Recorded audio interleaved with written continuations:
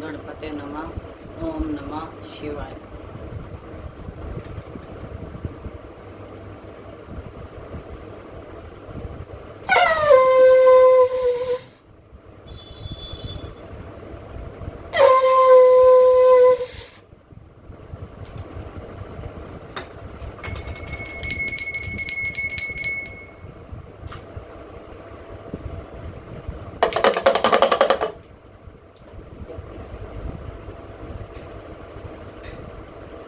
मेरे YouTube channel देखने वाले सभी दर्शकों को मेरा प्यार भरा नमस्कार।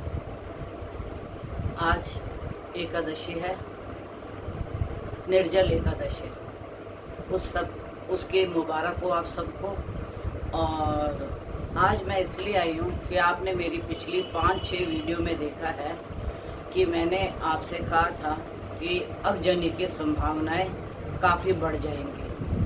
अभी तो भूकंप की और बाढ़ जैसी भी संभावनाएं आनी हैं, लेकिन ये अग्नि का जो प्रकोप है यह बहुत ही बड़ा चल रहा है। जैसे पहले वैष्णो देवी में लगी, फिर लाजपत नगर में लगी और उसके बाद मेडिकल में लगी, सफ्दरजंग एयरपोर्ट पे लगी और आज जूतों की फैक्ट्री में आग लगी।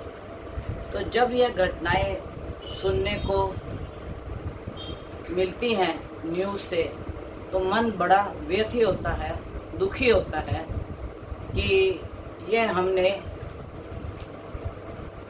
क्या प्रेडिक्शन की थी और ऐसे क्यों हो रहा है। और सूर्य ग्रहण के बाद यह जो संभावनाएं हैं बहुत अधिक बढ़ गई हैं, जो कि मैंने आपको अपनी पिछली वीडियो में बोला था।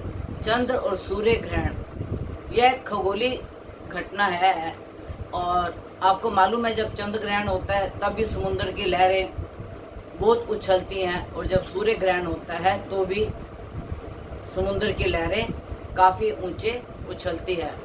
और चंद्र ग्रहण के समय में जो डिप्रेशन के शिकार होते हैं उनको काफ़ी डिप्रेशन होता है और जिनको पागलपन के दौरे पड़ते हैं, अगर आपने पागल खाने में जाके देखा हो तो उन दिनों में उनको काफ़ी दौरे पड़ते हैं। और सूर्य ग्रहण में जैसे गुस्सा आना, किसी की पिता की, अगर जैसे जैसे ग्रह बैठे हो वैसे वैसे होता है, पिता की मृत्यु होना, दादा परदादा ऐसे बड़ों की मृत्यु का योग बना होता है और उनकी ऐसे मृत्यु होती भी है 2-4-6 दिन पहले या बाद। यह तो देखो जिसकी आई है, चाहे वो सूर्य ग्रहण के पास जाए चाहे सूर्य ग्रहण से दूर जाए, मृत्यु तो मृत्यु है और ये प्रभु का लेखा लिखा हुआ है, इसे कोई मिटा नहीं सकता।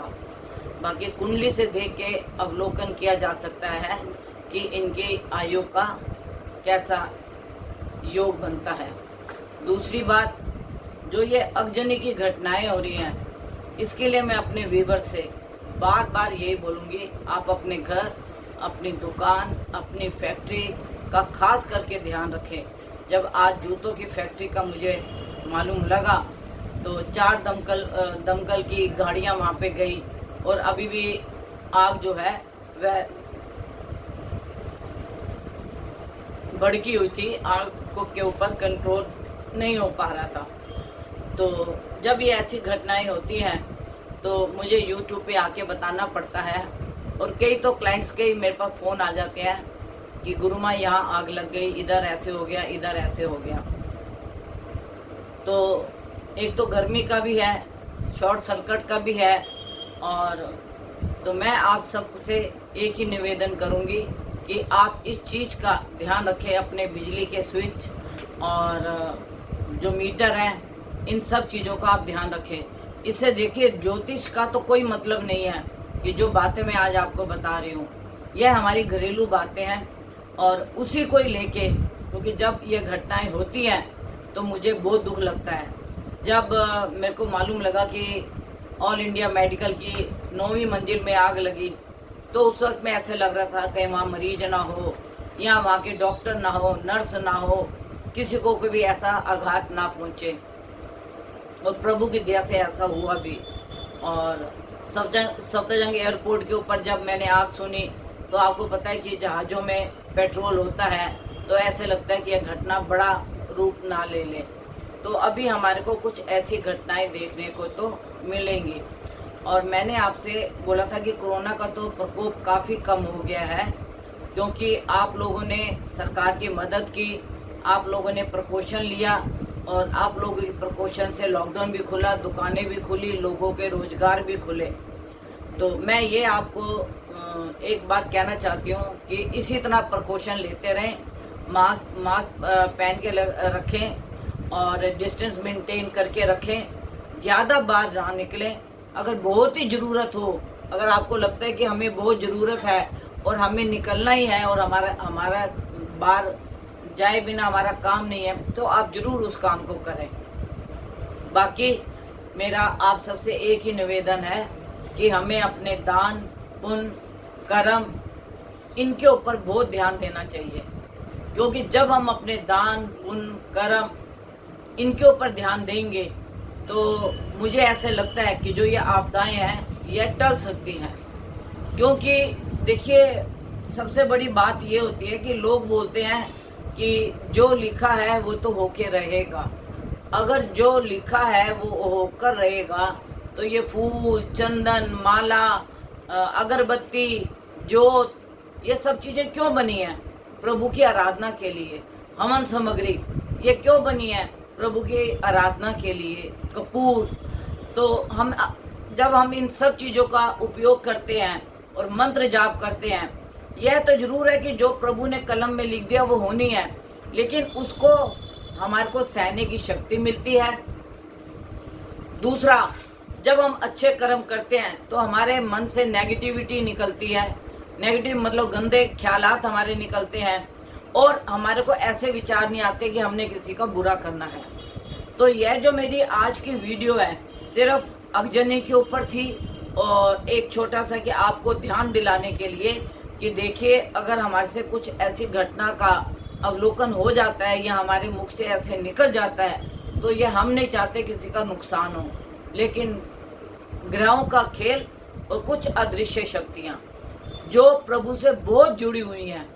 और लोग कहते हैं कि हम ध्यान में बैठते हैं आंख बंद करके कभी भी हमारा ना ध्यान लगा है ना लगेगा। अगर हम 24 घंटे अपने इष्ट को अपने मन में रखेंगे और 24 घंटे चलते फिरते हम उस इष्ट का ध्यान करेंगे, तो यह शरीर हमारा शरीर नहीं रहेगा और हमारा ध्यान जो है अपने इष्ट के ऊपर होगा और हम कोई भी गलत काम नहीं करेंगे। जिस प्रकार बच्चा स्कूल से नहीं आता तो माँ का ध्यान बच्चे के ऊपर लगा रहता है, उसको सारे काम भूल जाते हैं और वो सिर्फ अपने बच्चे के आने की इंतजार करती है, चाहे ऑफिस से, चाहे स्कूल से, चाहे विदेश से। तो मतलब वो दिन गिनने शुरू कर देती है कि हाँ, विदेश से मेरे बच्चे को आने को इतने दिन रह गए। स्कूल से जब बच्चे को लेना होता है तो माँ पहले ही बस स्टैंड पे पहुंची होती है। तो इसका मतलब क्या होता है? उस वक्त हमारा ध्यान कहीं नहीं होता, सिर्फ अपने उसी परिवार के सदस्य के ऊपर होता है। इसी प्रकार मैं आपको बताती हूँ, ध्यान करने की जो विधि है, आपका यह शरीर आपका शरीर नहीं रहेगा, आत्मा आपकी बाहर चली जाएगी। क्यों बाहर चली जाएगी? क्योंकि आपकी आत्मा अपने गुरु के लिए, जो गुरु का दिया हुआ मंत्र है, जो जाप है, उसके ऊपर हमारा अगर ध्यान केंद्रित है, तो आप ये सोचो हमारा शरीर हमारा नहीं रहता।